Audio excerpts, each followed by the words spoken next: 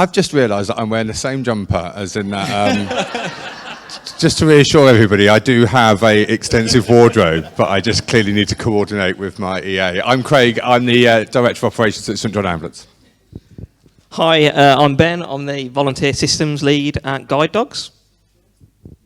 Hello, I'm Rob Jackson. I am the Director of Rob Jackson Consulting. Wonderful. Thank you, guys. So, we're going to jump right into a question, because I know we're all probably desperate for a drink. So, what do you think are the key volunteering trends or changes to plan for that are coming up? And I'm going to start with Rob. And thanks for reminding everybody that we are what stands between them and a drink. Nice one. What are the key trends? There's loads, because volunteering doesn't exist in a bubble, and therefore everything that happens in the world affects volunteering. But let me pick one that I think is going to be a big one, and I still don't think most of us are thinking about it in a kind of practical sense in our organisations, which is the long-term. Everybody's always going to talk about something to do with COVID, so I'm talking about the legacy of COVID. The long-term impact of the mental and physical health challenges that COVID created, exacerbated, etc. within our society. So we know that we live in a society that's experiencing a mental health crisis. For a lot of people, I don't think anybody came out of COVID and the lockdowns untouched in some way in terms of their mental health. Some of us far less than others. How are we in our organisations and our settings going to properly support our volunteers when we don't really know what the impact of that mental health crisis is going to be on them? And there is research to show that it is coming. NCVO published some research in their Time Well Spent series last summer that was saying this is something that we do not even begin to understand what the impact is going to be. And then the second side of that is the physical health side of it. So we know that we've heard today that the NHS is overstretched. We know that we came out of COVID with 7 million people on a waiting list. Let me give you a really extreme example. How are we going to support our volunteers when one of them gets a stage 4 cancer diagnosis because they've not been able to access a health professional for the last 3 years? It's too far down the line, and all of a sudden there's the emotional impact that we've got to deal with, and the rest of the volunteers have got to deal with, and the clients have got to deal with, and the organisation's got to deal with. And I think there's a lot in there that we all need to be doing to prepare our organisations better for that we're maybe not doing at the moment. Perfect, great. So I'll start with the depressing one. Yeah. And then these guys will do the positive one. So yeah, Ben, any trends or changes that you think we need to plan for?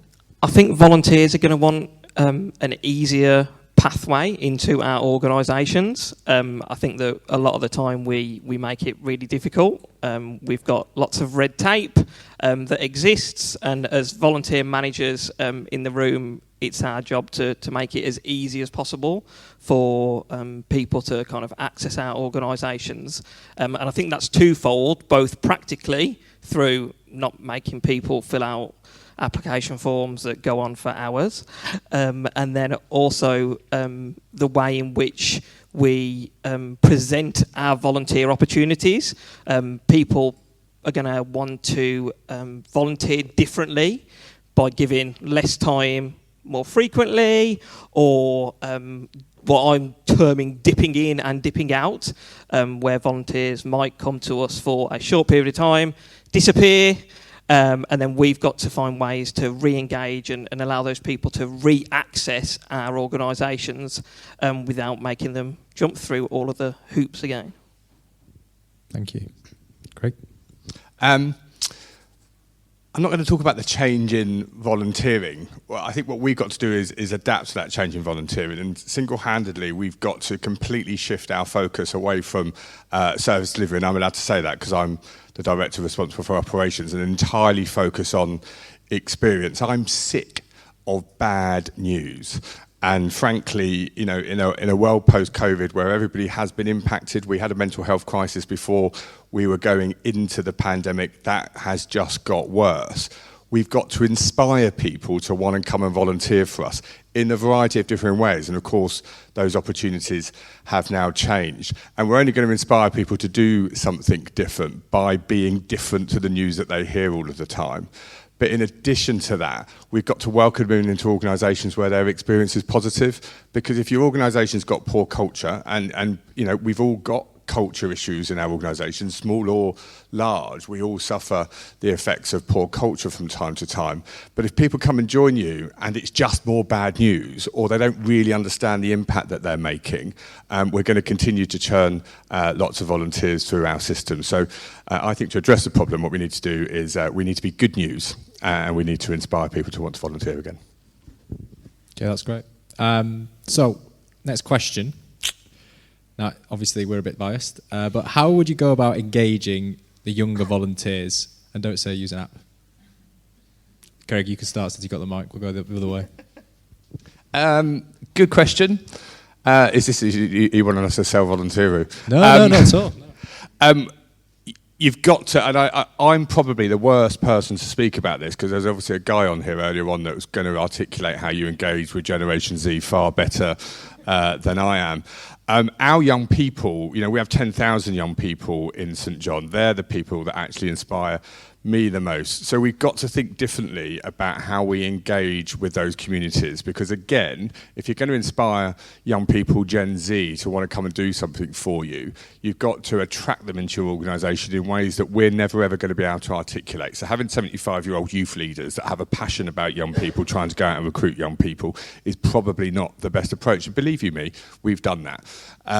So I think you've got to let your young people lead. So we're investing heavily in our 14, 15, 16 and 17-year-old cadets to not only be first aiders, but to be ambassadors in their communities. We've let them loose on TikTok. Now, we've had some mistakes in letting them loose on TikTok.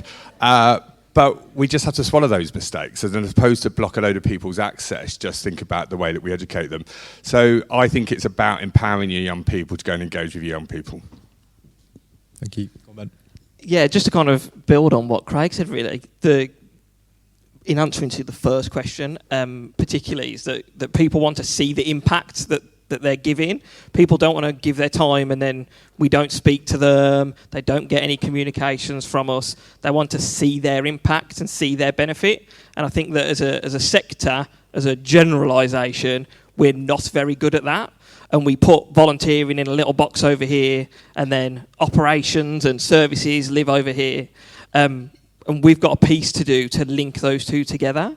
And that's something that we've kind of prioritised at Guide Dogs, is to we hear a lot from volunteers who go, I want to know where this dog that I've looked after for a year as a puppy, and it's ruined my life, and you've then taken it off me, and obviously that dog's making such a big difference to somebody else's life. We're not very good at telling that story back to the volunteers. So that's something that we're really prioritising. And I've been making loads of notes throughout the day, and Josie from Choose Love and Luke both used a single word, and it was cool. And it is about making volunteering cool, which is sometimes really difficult in our organisations, especially where we have got traditional models of volunteering. But I think there's various different ways where we can think about how can we make certain roles cool again. Because I think that people do want to give their time, people do want to give up hours and hours and hours to support various charities and causes that are close to their hearts, and it's about us making that cool. I've written 5 things. First one is define what younger means. Because frankly, in some organisations, I'm a young person and I'm 49. So younger isn't always Gen Z. Sorry, I'm going to say Gen Z, not Gen Z. It isn't always teenagers. So that's one. I've gone into organisations if we need more younger volunteers, and when I've asked them, they've said younger is anybody over the age of 50. So I actually wrote, don't try and be cool. And I agree with what you said, but the reason why I wrote that is because I've got a 16-year-old, and if I try and be cool, what I think is cool, it's the worst thing in terms of having any credibility. So if you want to attract Gen Z and you're not a Gen Z, don't try and be a Gen Z. which picks up the earlier point about trust and empowerment, which I think is really, really, we've just got to trust people. It doesn't matter what age they are, but especially young people, when we tend to look down on youth in a lot of ways in our society. I think we have to trust and empower them. And one of the words that I've written down quite a lot from what people have said today is about control. Let go of the control. It goes with the trust and empowerment. Let people take the lead. They're not there to make your life difficult, to screw things up. Give them the kind of empowerment to do that. And then the final thing, which kind of goes to one of the points earlier, was about don't just try and put young people in our old organisational boxes. There's a danger that what we do is we've got this, we've always done this, what we're now going to do is get 16-year-olds to fit into that box. Guess what? That box needs to be redesigned to make it work for a 16-year-old, and there's no shortcuts to that. Really, really cool. Thanks, Ben. Was that you trying to be cool, James? Yeah. Just being my authentic self. So, Craig, you mentioned like allowing ambassadors to take the reins and making mistakes, okay? And look, I speak to a lot of charities, and there is an element of fear around risk. How did you mitigate a mistake? What did you do? And is it okay to say sorry if that something does go out that isn't probably quite right? And how did you approach that as a kind of leader? Okay, well, I make mistakes every single day. So I guess, if I'm allowed to make those mistakes, people in the organisation, at all levels have got to be able to make those mistakes and make those mistakes without fear of consequence. Sometimes people do silly things. Rarely do people do bad things, and not at least intentionally. So I work in a really risky organisation. We provide emergency ambulance care. We provide medical cover at large events. We look after young people. We put people fairly intentionally, actually, into risky environments. It's kind of what we do. But in addition to that, we send people out to hard-to-reach communities to teach them that first aid saves lives. That means that sometimes they hang out in places that the police don't go. We carry risk, and what we have to do is have a really grown-up and sensible conversation about how we reasonably mitigate those risks. Because if you're reasonable about the way that you try to mitigate those risks, I actually think the risk in your organisation reduces. I'd worked in the NHS up until I joined St John in 2019 for 20 years. I think sometimes the NHS was fairly risk-averse. But the biggest risks you carry in organisations are the risks that you don't know about. And actually what I've learned about volunteering is if you put lots of obstacles in the way for something that seems fairly sensible to a volunteer, they'll probably just go and do it anyway. And they'll do it anyway without telling you about it. Well, that actually carries much greater risk than me trying to work with an individual about how they make that happen. That doesn't mean that we allow people to do everything. But I think it's about bringing people into conversation and having a sensible risk appetite. Thanks so much. So, James, sorry, can I just quickly pick up absolutely, on that as well, if you jump don't in. mind? Absolutely risk management, not avoidance. I think that's where a lot of organisations get unstuck. They try and practice risk avoidance. But I think just drilling down a little bit more, it's about risk about volunteers. So there's this immediate assumption that I come across from a lot of people that because they're not paid, they're inherently more risky than a member of staff. Okay? Pay does not equal competence. There are some very well-paid people in the world who are highly incompetent at what they do. And there are some very... Do you know what? I said that at a conference in America about 5 years ago. Nobody said anything. And then I got an email a month later. That's all I said. Pay does not equal competence. I got an email a month later saying, I think it was terrible that you said that about President Trump. So, wasn't me that said it. Your inner monologue said it. And I think as volunteer managers, if you're a volunteer manager in the room, I'm guessing you're a competent volunteer manager. You don't take the first random stranger that walks past the office and put them in the role with the vulnerable client. So if we've done our job properly, we've already done the risk avoidance. But I think that thing we just need to keep saying to people, pay does not equal competence. Just because somebody's paid doesn't mean they're rubbish at what they do. Thank you. That's great. So I want to go a bit of a power round here, so I'll limit your 1 minute answer for the next one. Tech is here to stay. How can we foster trust with volunteers in a more digital world? And we hear this every time we speak to someone about tech. Tech is here to stay. How can we foster trust with volunteers in a more digital world? Less human, I guess, is the word. So I think that part of it is having an honest approach to how we're using digital and being really open and honest with all of our volunteers about how we're using their data, how that system or technology is impacting the organisation as a whole. There is inherent issues when we roll out technology to masses of communities of volunteers who've got various different experiences of using technology.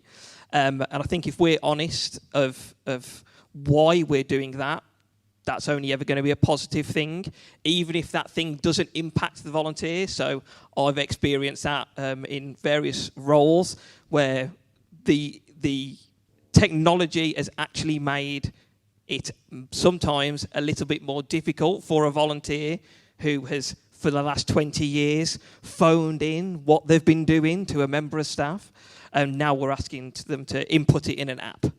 The reason behind doing that, which Meryl talked about in her presentation, is efficiency and how an organisation can operate and save money on staff costs. And we need to be really honest about why we're doing that as an organisation and get the buy-in from volunteers across any organisation. I'd say embrace difference. So, social media platforms, you can post something on Instagram, it also appears on Facebook and all those sorts of things. So inherently, as charities, we're really bad with digital. We choose not to invest capital money. We're scared about investing large sums of money in digital, and then we're inherently slow at rolling it out. So whilst we haven't done this yet, we have just started this journey, so I don't want to talk as an expert, is invest in a really, really good back office system that you can pin lots of different things to, that means that people's preferences are served, but essentially you get the same information out the back. Make the effort to know and understand the technology, not like how you code it, but just how it works and what it can do.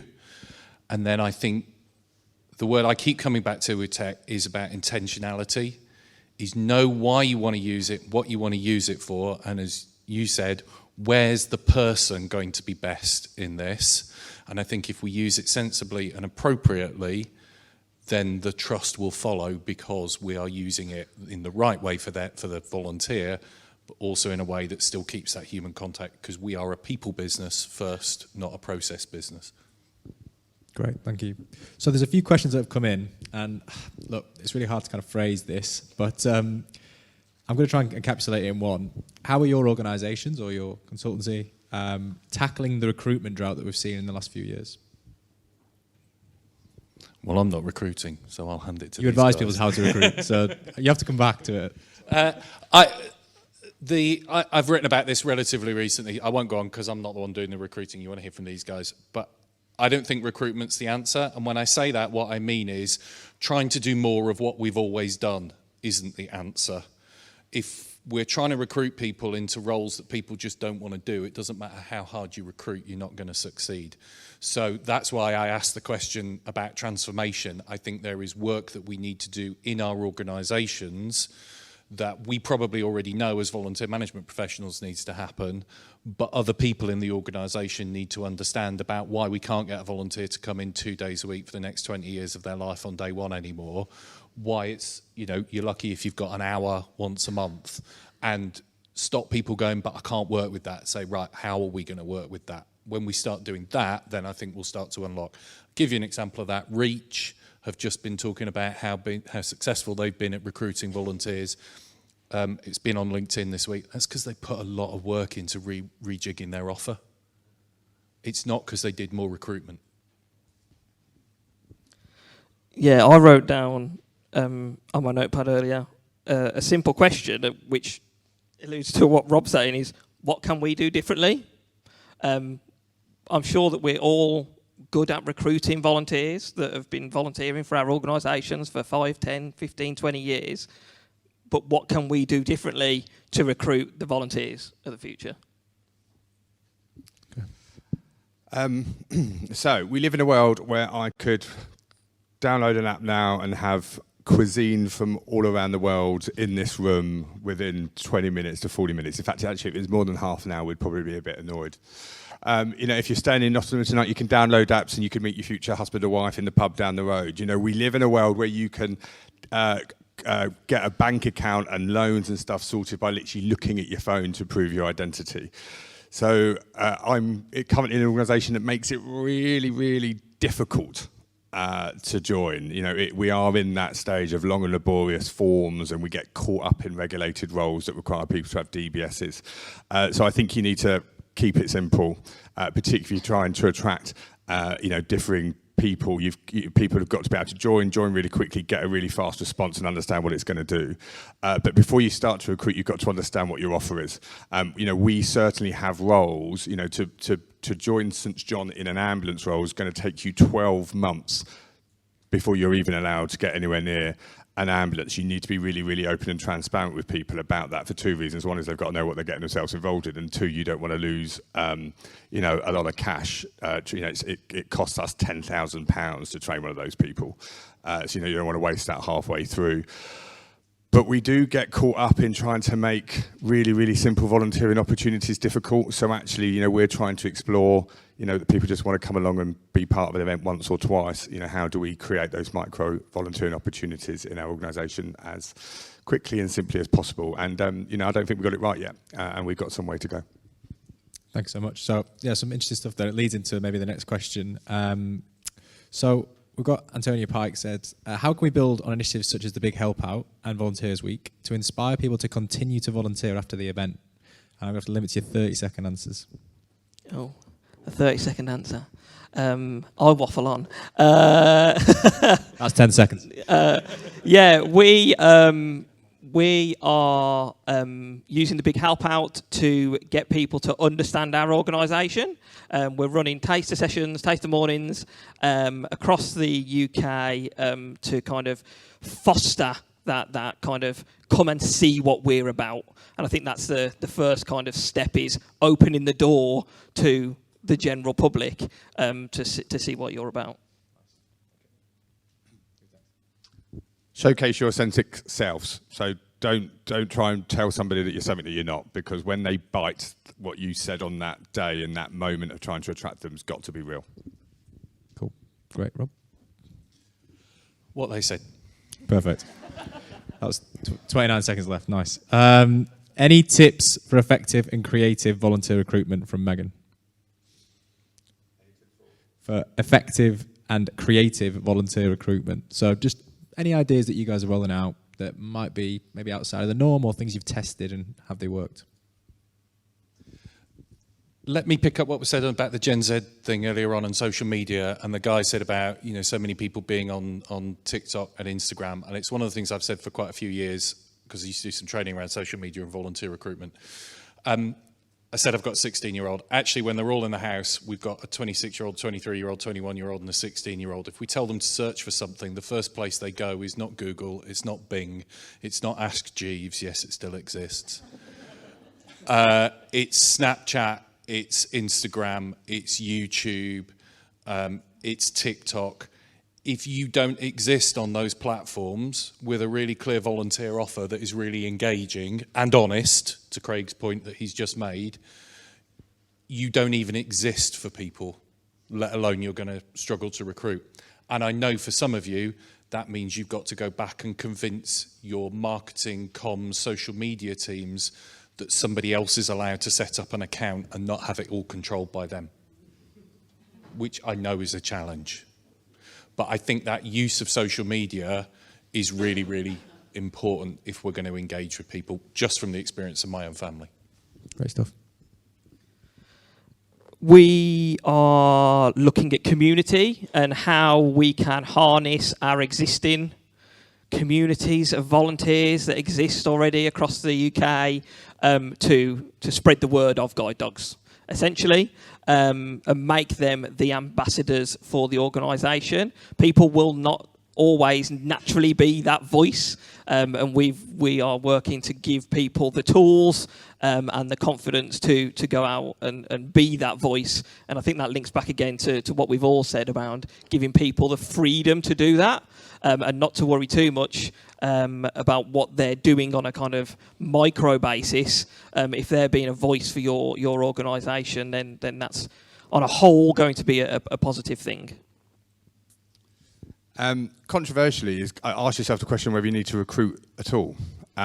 Re-engagement is something that we're certainly doing at the moment. So, a fairly big organisation, 15,000 people or thereabouts. I can't remember the exact numbers, so don't quote it, but about 15,000 people haven't done anything in the last 12 months. First of all, go find out why. Is it because that they don't want to volunteer for you anymore? Is it because the volunteering that they were doing isn't as accessible for them anymore and they might want to do something else? Find out. We're terrible in charities, so like doing exit interviews and finding out why people stop doing volunteering. We're also really terrible at finding out whether somebody's actually left. They'll be on your books for years and years and years, and you're counting them in your numbers for your charity commission report every year. But frankly, some of them are dead. So re-engage, and actually if I think that there's 15,000 people that haven't been active in the last 12 months, once we've sorted that group out, and we're trying to do that in a 12-week sprint, actually then go look back at the people that haven't been active in 24 months, because most of those people won't have moved on from your organisation, particularly on the back of the 3 years that we've just had, necessarily because they've had a bad experience or because they've chosen to do different types of volunteering. No one's had a conversation about the volunteering that they want to do in the future, and actually in having that conversation, you might find that you don't need to go and find anybody new at all. Brilliant. We could do one speed round very quickly, all right? What's the most exciting method of volunteer appreciation you've used or seen recently? It doesn't have to be in your own organisation, just something you loved that we can all take away today. Cheers, speed round. Craig. Yeah, it was speed passing the mic. Exactly. Yeah. Volunteer appreciation, something that's really good. I'm a volunteer myself for England hockey, and one thing that is quite good is the natural perks to volunteering, I suppose, is the thing. So when I volunteer for England hockey, I'm really lucky that I do the field of play stuff, and at the end of a competition, someone gives me a ball. That's really something really simple, and I think that part of it is finding out what your volunteers kind of want from that, because they might not want a ball, they might be happy with a thank you, they might be happy with a postcard, and it's about understanding what your volunteers want. Definitely not a speed round. Which was exactly what I was going to say. It is, understanding what your volunteers want and thanking them appropriately rather than thanking them so that you can say you've done your job of thanking them. And the best thing that I've seen actually was in Australian Volunteers Week in 2020 when we were all stuck at home. They were less so, but we were all stuck at home, and they did this wonderful campaign where everybody basically just put a post-it note or drew a smiley on their hand and took a selfie of themselves with this smiley, and then it went around social media, and it was really simple and it was really wonderful. And we kind of didn't have a formal Volunteers Week that year in the UK because everybody was furloughed, and that kind of took off over here, and it was really, really nice. And then we've gone back to normal and it stopped. I had some feedback from somebody last week, actually, and we're lucky. We're an order of chivalry, so we're able to dish out medals in the name of his king, as it is now. And this was a really decorated St John person, medals, probably had 27 directors' commendations from varying people over the years. And I picked up the phone to them about a month ago just to say thank you for something. And they said that was the most powerful thank you they'd had. And that wasn't because it was for me. I think it was just because somebody had picked up the phone to say thank you for something that was fairly simple. So I'd probably encourage that personal touch, because I think some volunteers are seeing behind the gimmicks. But also make sure that you say thank you to the people that nobody tells you about, which as senior leaders is really difficult. I hear about lots of wonderful things that happen, but I don't hear about the really, really simple things that go on in my organisation. So I have to seek that out. So make sure that you're saying thank you to people that no one tells you about too. That's really powerful. I love that as well, just the human connection. So that is all we have time for the panel session, everyone. Thank you so much for your contribution to questions, and give us a huge round of applause for our panel.